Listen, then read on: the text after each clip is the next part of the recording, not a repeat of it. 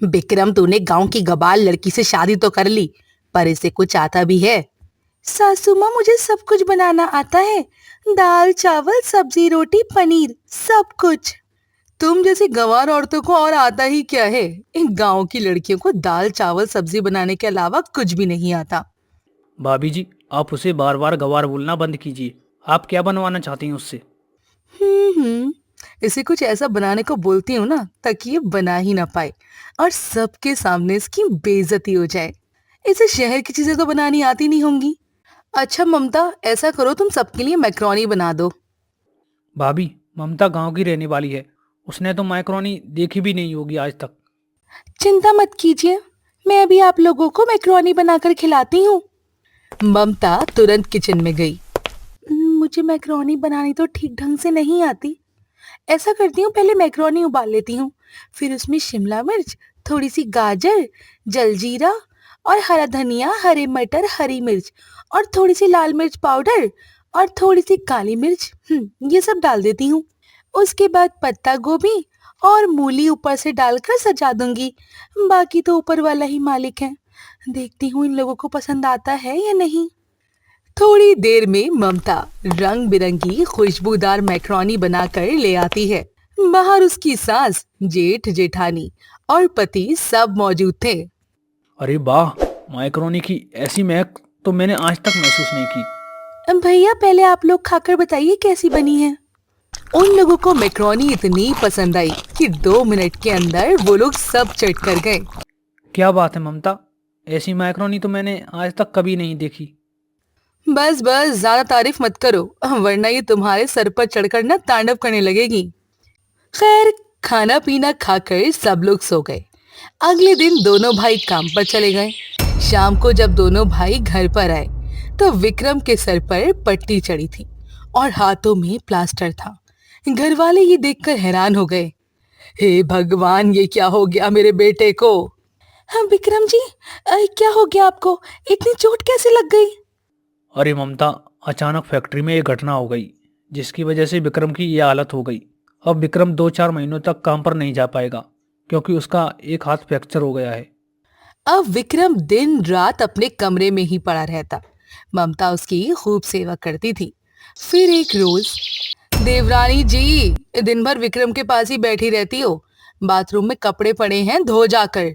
उसके बाद बर्तन भी साफ करने हैं, फिर पूरे घर की साफ सफाई भी करनी है। ठीक है भाभी। अब उसकी जेठानी सारा काम उससे ही करवाने लगी और वो बैठकर आराम फरमाया करती थी। फिर एक रात उसने अपने पति से कहा, सुनो, पिछले 1 महीने से देवर जी कोई काम नहीं कर रहे हैं। ये दोनों मुफ्त की रोटियां तोड़ रहे हैं।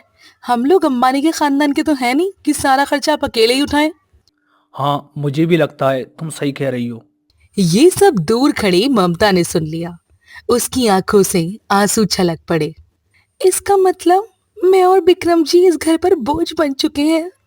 अगले दिन उसके जेठ और जेठानी ने इस बारे में अपनी माँ से बात की। तुम लोग सही कह रहे हो।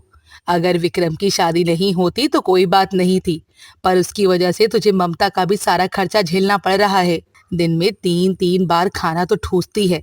ऐसा करो, बंटवारा कर ही लो तुम लोग। उसी दिन ममता की सास ने उस घर का बंटवारा कर दिया। ममता, मुझे नहीं पता था कि माँ मेरे साथ इस हालात में ऐसा बर्ताव करेंगी। चिंता मत कीजिए, एक दिन सब कुछ ठीक हो जाएगा। मैं बाजार जाकर आपके लिए दवाई लेकर आती हूँ। दवाइयाँ खत्म हो गई हैं। शाम को ममता दवाई लेने मार्केट गई तो देखा, एक ठेले पर पूरे मोहल्ले के लोग मैक्रोनी खा रहे थे। ये सारे लोग तो हमारे ही मोहल्ले के हैं। इस मैक्रोनी के ठेले पर इतनी भीड़ क्यों है? विक्रम से पूछना पड़ेगा।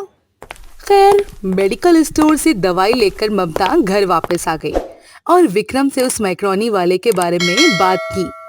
ममता, इस पूरे इलाके में सिर्फ वो ही एक मैक्रोनी वाला है, इसलिए सब उसके पास ही मैक्रोनी खाने जाते हैं। आजकल के शहर के लड़की लड़कियां, आदमी औरतें, सबको मैक्रोनी बहुत पसंद है। तो क्यों ना मैं भी अपने घर के बाहर मैक्रोनी बेचना शुरू कर दूं? जब आप लोगों को मेरी मैक्रोनी का स्वाद इतना अच्छा लगा था, तो मोहल्ले वालों को कितना अच्छा लगेगा। ममता, बात तो सही है, लेकिन मैं तुमसे कैसे काम करवा सकता हूँ? अरे, एक पत्नी ही अपने पति का सहारा तो होती है। मुझे ये करने दीजिए, क्योंकि पैसे धीरे धीरे खत्म हो रहे हैं। उसी रात ममता मैक्रोनी बनाने का सामान लेकर आई। सुबह जल्दी उठकर उसने रंग बिरंगी स्वादिष्ट मैक्रोनी बनाई और घर के बाहर ही बेचने लगी। धीरे धीरे ग्राहक आना शुरू हो गए। अरे वाह बहुरिया, हम तो मैक्रोनी खाने बाजार जा रहे थे, लेकिन तुम्हारी मैक्रोनी के महक ने हम लोगों को खींच लिया। जल्दी से खिला दो, अब और नहीं रहा जाता। हाँ हाँ चाचा जरूर। ममता ने उन सबको मैक्रोनी खिलाई। जितने भी लोग वहां से गुजर रहे थे सब ऑटोमेटिक उसकी दुकान की तरफ खींचे चले आ रहे थे। अरे वाह बहुरिया, तुम्हारी मैक्रोनी की स्वाद तो उस ठेले वाले से भी कई गुना ज्यादा है। अच्छा, अब हम लोग सिर्फ तुम्हारी दुकान से ही मैक्रोनी खाया करेंगे। तो इस तरह ममता की दुकान पहले ही दिन चल पड़ी। कुछ ही महीनों में उसने ढेर सारे पैसे कमा लिए। 3 महीने बाद विक्रम पूरी तरह ठीक हो गया। ममता, तुमसे शादी करने का फैसला मेरी जिंदगी का सबसे अच्छा फैसला था। तुमने तो 3 महीने में ही सफलता प्राप्त कर ली। अब आपको कहीं काम करने की जरूरत नहीं। अब ये दुकान हम दोनों मिलकर चलाएंगे। विक्रम और ममता अपनी मैक्रोनी की दुकान चलाने लगे। उनका धंधा इतना अच्छा चला कि मोहल्ले में उन्होंने एक रेस्टोरेंट भी खोल लिया। अब एक रोज उनके रेस्टोरेंट में उनके भैया भाभी और माँ आए। बहू विक्रम, हमें माफ कर देना, हमने तुम लोगों के साथ बहुत गलत किया। हाँ विक्रम, मुझे ऐसा नहीं करना चाहिए था। अरे हमें तो आप लोगों का धन्यवाद अदा करना चाहिए। अगर आप लोग बंटवारा नहीं करते तो हम लोग इतना बड़ा बिजनेस खड़ा नहीं कर पाते। हम दोनों आपसे कभी नाराज नहीं थे। इस देश में हर दिन लाखों घरों में बंटवारे होते हैं, हमारे घर में भी हो गया तो उसमें कौन सी बड़ी बात है। खैर उस दिन परिवार के बीच सारे गिले शिकवे दूर हो गए और सब लोग मिलजुल कर खुशी खुशी रहने लगे। राधिका पहली बार ब्याह कर अपनी ससुराल पहुंची। भाभी क्या देख रही हो, अंदर आओ, गृह प्रवेश हो चुका है। अरे बहू कहाँ खो गई, अंदर नहीं आना क्या? अरे सासू माँ, अंदर क्या आऊं, 2 कदम के बाद कमरा ही खत्म हो गया। इतना छोटा कमरा तो चींटी का भी नहीं होता होगा। राधिका, तुम भी किसी धन्नो सेठ की बेटी नहीं हो, तुम भी गरीब परिवार की लड़की हो। हाँ, मैं मानता हूँ हमारा घर छोटा है, लेकिन मैं मेहनत कर रहा हूँ, धीरे धीरे हो जाएगा। हाँ हाँ, मैं भी गरीब हूँ, लेकिन हमारे घर के बाहर बहुत बड़ा आंगन है। गांव और शहर में अंतर होता है राधिका। जितनी जमीन में मेरा घर बना हुआ है ना, इतने पैसों में तो गांव में बहुत बड़ी जमीन मिल जाती है, पर शहर में नहीं मिल पाती। अब चलो, अंदर चलो। गृह प्रवेश के बाद वो अंदर आ गई। अंदर आने के बाद राधिका अपने कमरे को बड़े ही ध्यान से देखने लगी। इतने छोटे से कमरे में मेरी जिंदगी कैसे बीतेगी? इतने में वहां पर उसकी ननंद आ गई और बेड पर लेट गई। पायल, तुम यहाँ क्या कर रही हो? भाभी, मैं तो हर रोज यहीं पर सोती हूँ। बाहर जाओ, माँ तुम्हें रसोई घर में बुला रही हैं। आज तुम्हारी पहली रसोई है। राधिका बाहर अपनी सास के साथ मिलकर खाना बनाने लगी। सब लोगों ने मिलकर खाना खाया। बहू के हाथ का खाना बहुत अच्छा है। अब खाना बनाने की समस्या तो खत्म हो गई, क्योंकि पायल को तो खाना बनाना ही नहीं आता। माँ, भाभी के सामने तो कम से कम मेरी बेइज्जती ना करो। खैर, खाना पीना खाने के बाद अब बारी थी सुहागरात की। सारे बर्तन धोने के बाद राधिका जैसे ही कमरे में गई तो देखा वहां पर पायल और उसका पति दोनों ही मौजूद थे। अजय, आज हम दोनों की सुहागरात है। ये पायल यहाँ क्या कर रही है? बार बार हमारे कमरे में आ जाती है। जब तुम्हें पता है हमारे घर में बस एक ही कमरा है, तो क्यों ऐसे बार बार सवाल पूछती हो? माँ तो बाहर खटिया डालकर सो जाएंगी, लेकिन पायल हमारे साथ ही सोएगी। तुम पागल हो गए हो क्या? आज तो हमारी सुहागरात है। तुम्हारी बहन यहाँ रहेगी तो सुहागरात कैसे होगी? अरे तुम सुहागरात की छोड़ो, सोना कैसे है सिर्फ इतना देखो। अरे पायल, जरा माँ की पुरानी साड़ियों को लेकर तो आओ। इस कमरे को 2 भागों में बांट देते हैं ताकि तुम्हें भी डिस्टर्ब ना हो। हाँ भैया, अब तो यही करना पड़ेगा। पायल अपनी माँ की कुछ पुरानी साड़ियाँ लेकर आई। उन साड़ियों को अजय ने कमरे के बीचों बीच पर्दे की तरह टांग दिया, जिससे वो कमरा 2 भागों में डिवाइड हो गया। अब एक तरफ पायल लेट गई और दूसरी तरफ राधिका और अजय। देखो राधिका, जल्दी जल्दी में मैंने शादी तो कर ली, लेकिन अभी सुहागरात नहीं बना पाएंगे। अरे जब कमरा ही नहीं था तो शादी करने की क्या जरूरत थी? तुम्हारे ही पिताजी पीछे पड़े थे कि जल्दी शादी कर लो, जल्दी शादी कर लो, तो मैंने कर ली। अरे आप लोग धीरे धीरे बोलोगे, आवाज यहाँ तक आ रही है। मुझे तो नींद ही नहीं आएगी ऐसे तो। तुम्हारी बहन कुछ ज्यादा ही नहीं बोलती? तो आपने कौन सा मौन व्रत धारण कर रखा है भाभी?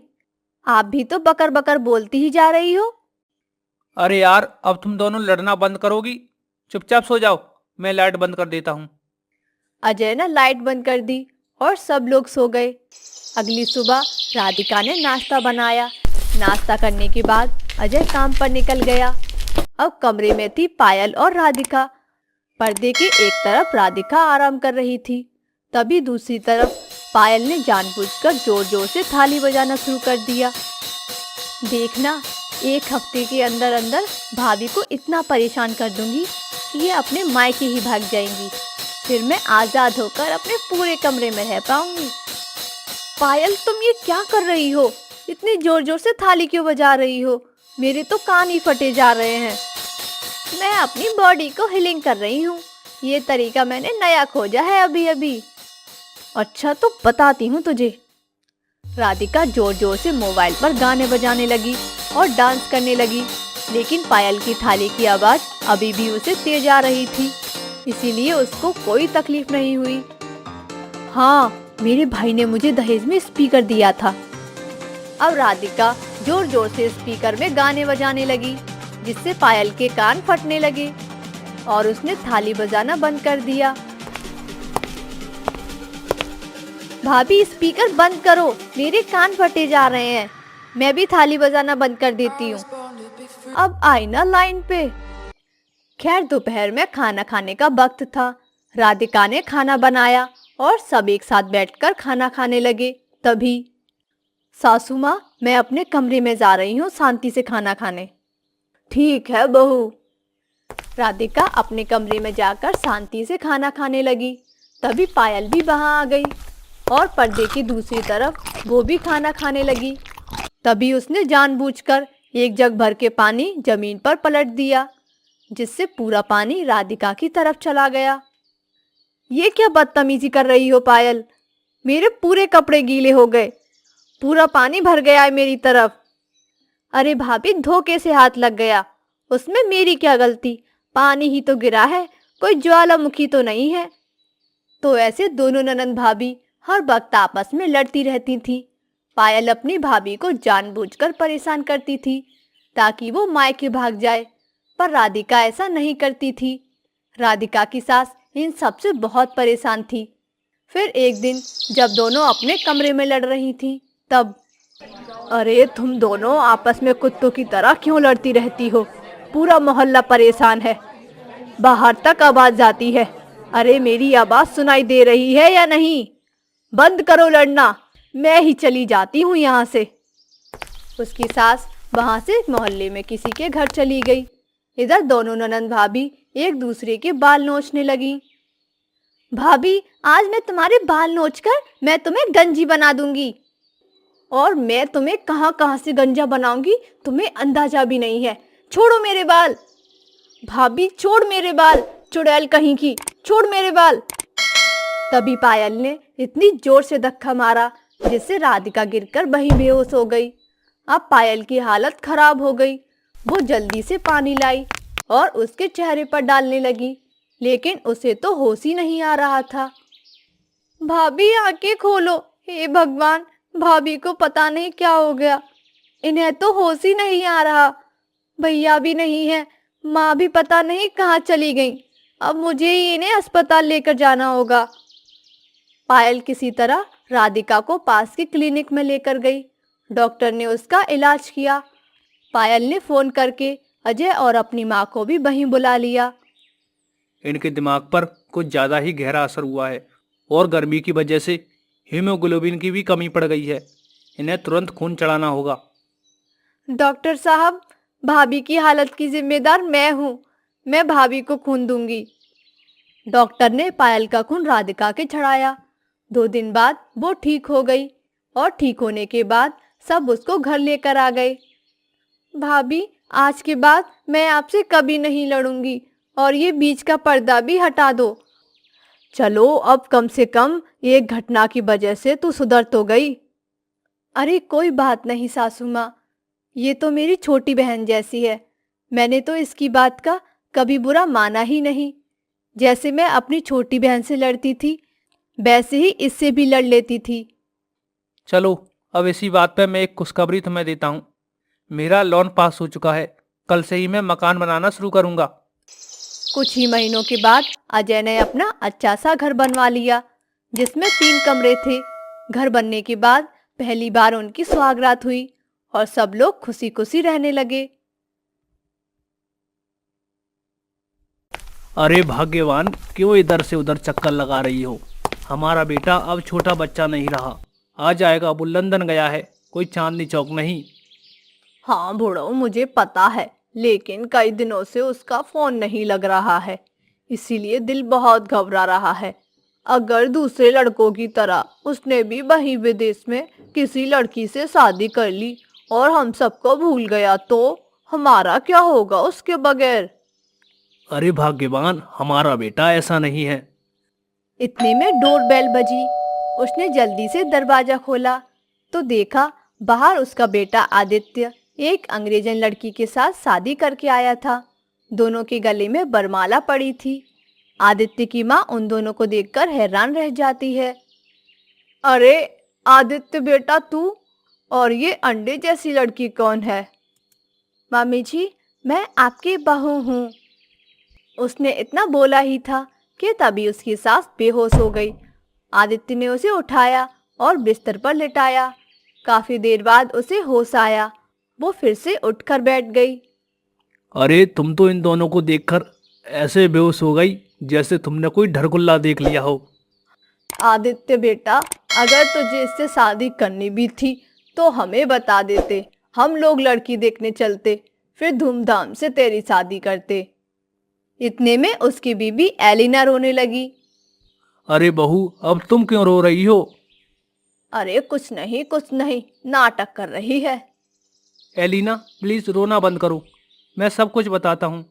माँ, पिताजी, अभी कुछ ही दिनों पहले एलिना के माता पिता के बीच डाइवोर्स हो गया था।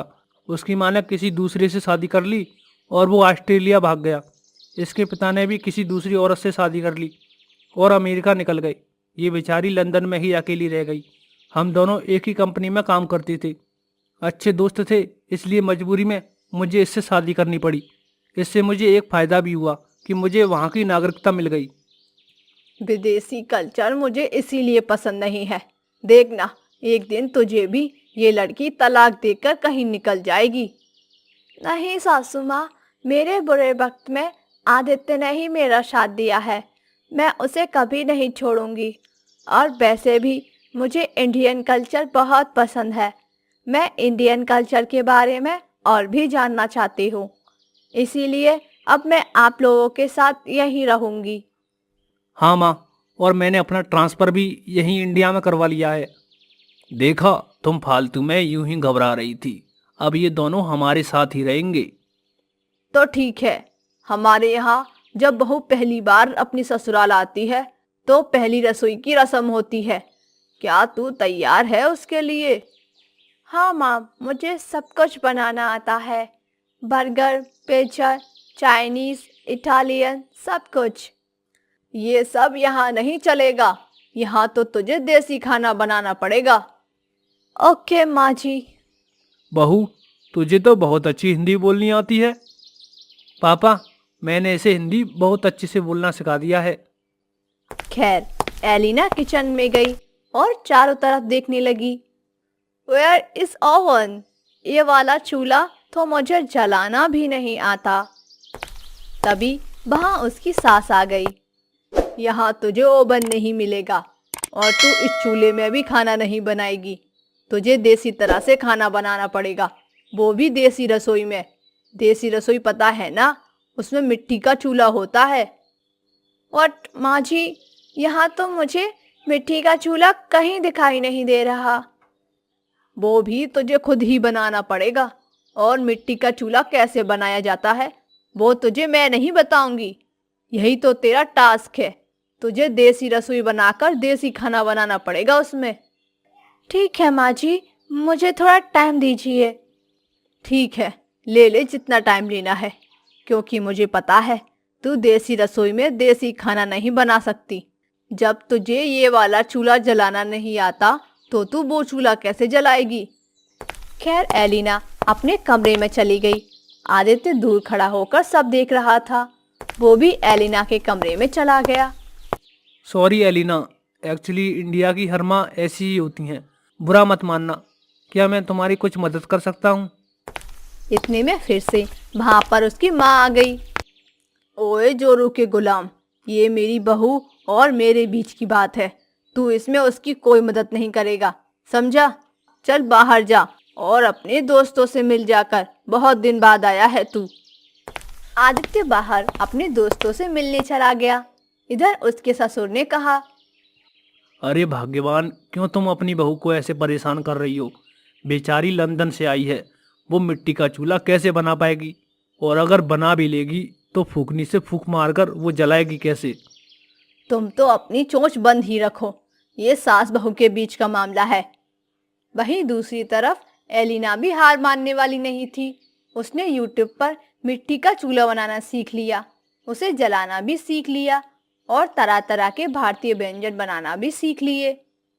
थोड़ी सी मेहनत करनी पड़ेगी, लेकिन इतना भी मुश्किल नहीं है मिट्टी का चूल्हा बनाना। आज मैं अपने ससुराल वालों को छोले भटूरे बनाकर खिलाऊंगी। एलिना बाहर से ढेर सारी मिट्टी और बगीचे से कुछ सूखी लकड़ियां लाकर छत पर चली गई। वहां पर उसने मिट्टी का चूल्हा बनाया। थैंक गॉड, चूल्हे का शेप तो बिल्कुल परफेक्ट बना है। अब एक बार जल्दी से यह सूख जाए, फिर मैं खाना बनाना शुरू करूं। अभी छत पर भी धूप है, आई होप ये जल्दी सूख जाए। थोड़ी देर बाद जब चूल्हा सूख गया, तब उसने उसमें लकड़ी डाल दी और उसे जला दिया।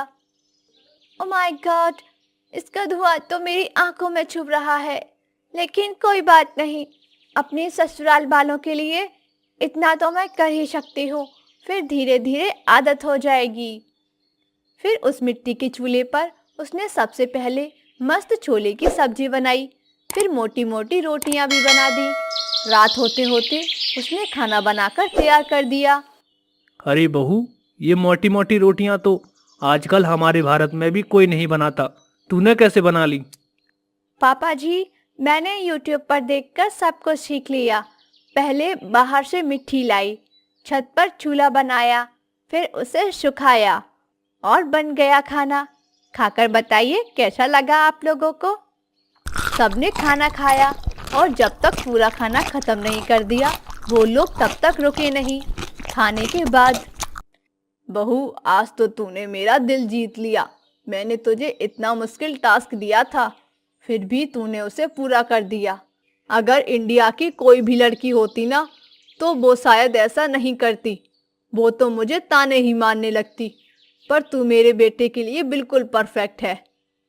थैंक यू माँ जी, आप बाहर से भले ही कठोर हैं, लेकिन अंदर से बहुत ही सॉफ्ट हैं। अच्छा, ऐसा है क्या? इसी बात पर आज के बाद तो मिट्टी के चूल्हे में नहीं, बल्कि हमारे किचन में ही खाना बनाओगी। ठीक है, ये वाला चूल्हा जलाना मैं तुम्हें सिखा दूंगी, इसमें धुआं भी नहीं लगेगा। मैं देख रही थी तुम्हारी आंखों से आंसू निकल रहे थे, फिर भी तुमने खाना बनाना बंद नहीं किया। ये बात मुझे तुम्हारी सबसे ज़्यादा पसंद आई। तो इस तरह एलिना ने देसी रसोई में देसी खाना बनाकर सबका दिल जीत लिया और सब लोग खुशी खुशी एक साथ रहने लगे।